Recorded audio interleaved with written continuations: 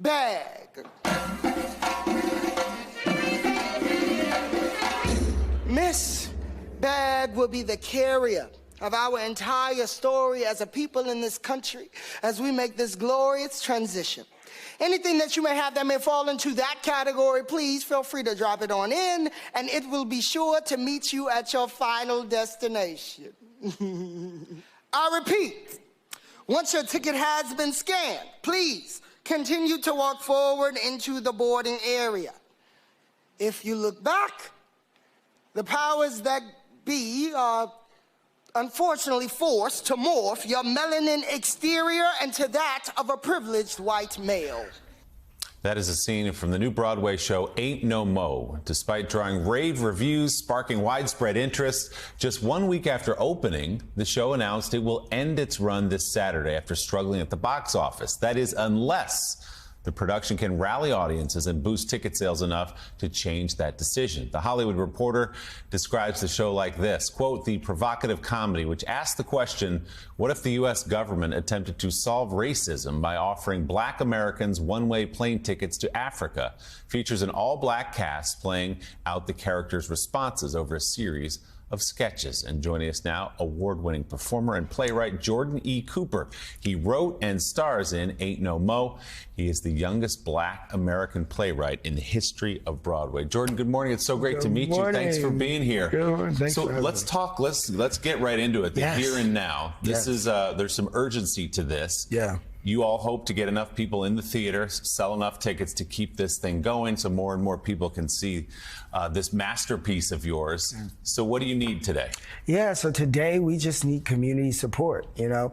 Thankfully, so far, people have been showing up in droves since we announced that the show was closing. People were so confused because we got all these great reviews, audiences were loving it, but it just didn't have enough time to build the audience that it deserved. You know, it's a show on Broadway that doesn't have a celebrity involved. It doesn't, as far as on stage, it doesn't have any IP that people recognize, like a Back to the Future or like a Backstreet Boys song or something like that. So it takes time to really build your audience when you don't have that marketing to do that for you, especially for a show of color. It takes a lot more work. So let's tell people what this is about, because people are streaming through. You walk out of 30 Rock today, the streets are packed. They're going to choose which shows they want to go to. They might be in their hotel rooms watching this morning. Tell people about your show. Yeah, so Ain't No Mo is basically about if all black people in America got an email saying that they had to go back to Africa, and you watch all these different people around the country decide whether or not they're getting on the final plane out of America. It's ridiculous. It's outrageous. It's heart-wrenching. It is a theater experience like never before. Like never before. Jordan, you know, people that I've known that have gone to see it raves about it. And Lee Daniels had called me to come to the opening, but I was out with the documentary. But we've got to really deal with the fact that this is an exceptional play with an exceptional kind of performance that everybody, the rave reviews. Tell us why it is more difficult for plays that are dealt with, that deal with black issues, don't have the runway to take off that other plays may have on Broadway, because I think that that's part of it, and I think that what you've done and what Lee Daniels has done is amazing, but you don't have the long runway to take off, even though you all didn't let me play the preacher. That's all right. That's all right. We got you for the movie. We got you for the movie. Right. What are you doing this week, Rev?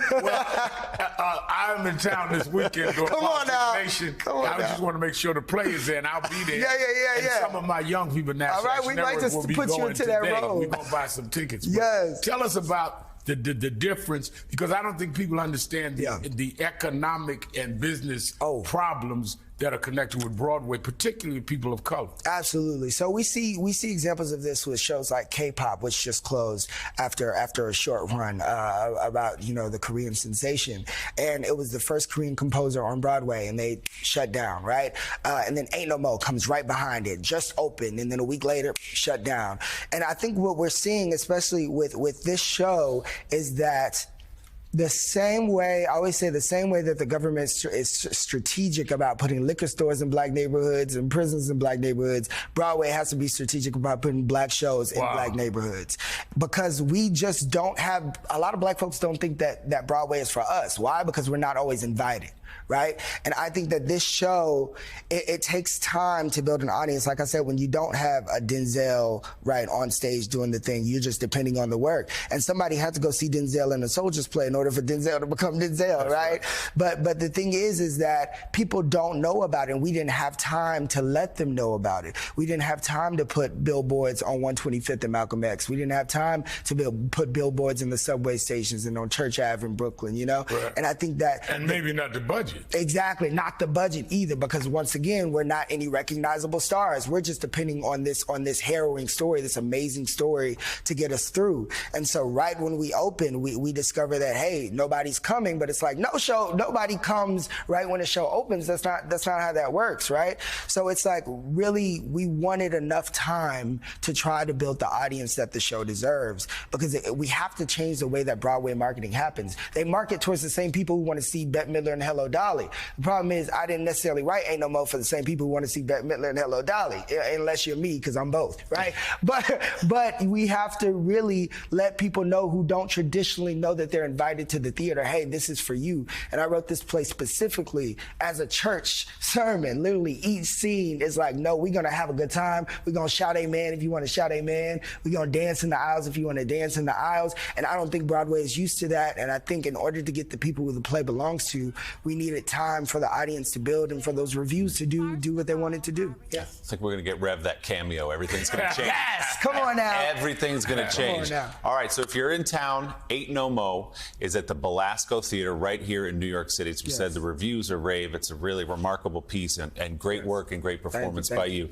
Jordan, thanks so much for being here. Thank you. Good to meet you. And if you want to help, please send an email to saveaintnomo@gmail.com. Buy a ticket, and come have fun with us and come get on board. All right, good luck with it. We're rooting for you. Coming up next.